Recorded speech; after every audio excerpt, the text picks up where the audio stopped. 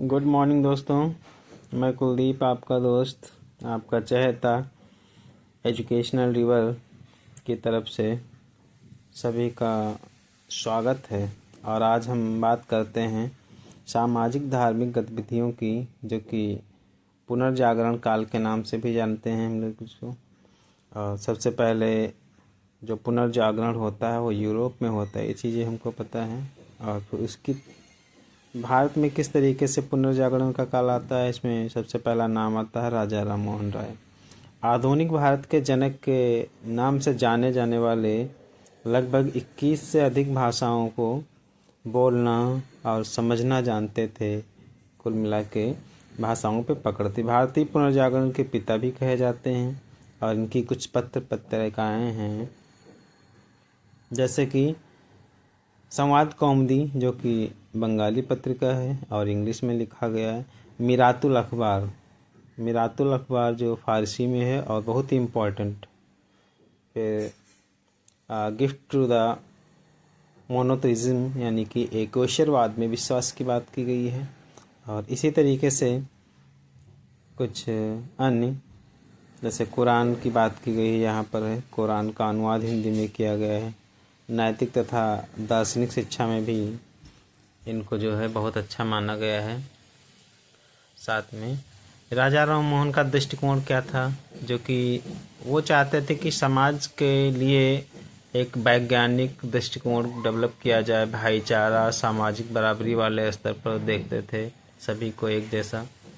और भगवान की अवधारणा के लिए अगर जो बात करते हैं तो किसी पंडित की आवश्यकता नहीं होती है, इनका मानना था।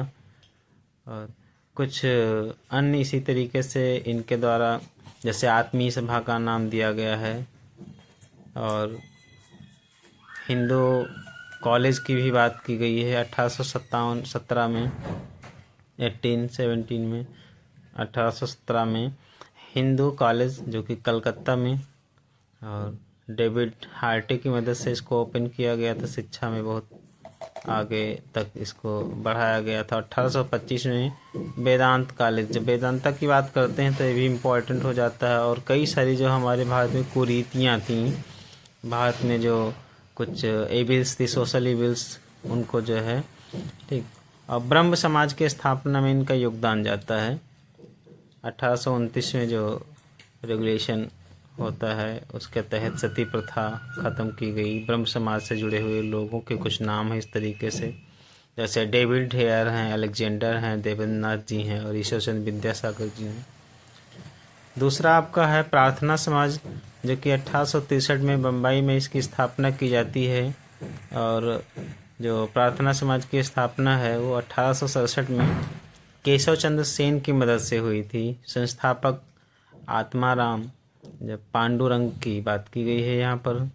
महादेव गोविंद रानाडे, महाराष्ट्र के विधवा पुनर्विवाह एवं महिला जो है शिक्षा पे काम किया इन्होंने।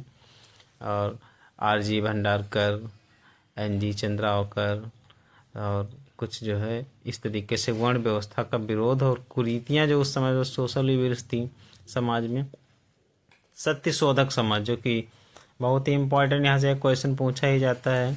1873, जो कि महाराष्ट्र, आप जानते होंगे। संस्थापक की बात करते हैं तो ज्योतिबा फूले 1827 से और 1890 के बीच में आते हैं। जन्म इनका जो है माली सतारा पड़ता है और महाराष्ट्र की बात ही है। उनकी उपाधि महात्मा की थी और जाति प्रथा का खूब विरोध किया। गुलामगिरी जो इनकी पुस्तक बहुत ही फेमस है। और इनकी पत्नी सावित्रीबाई फूले के बारे में आप जानते होंगे, जो कि पहली महिला शिक्षिका के रूप में काम किया और विधवाओं को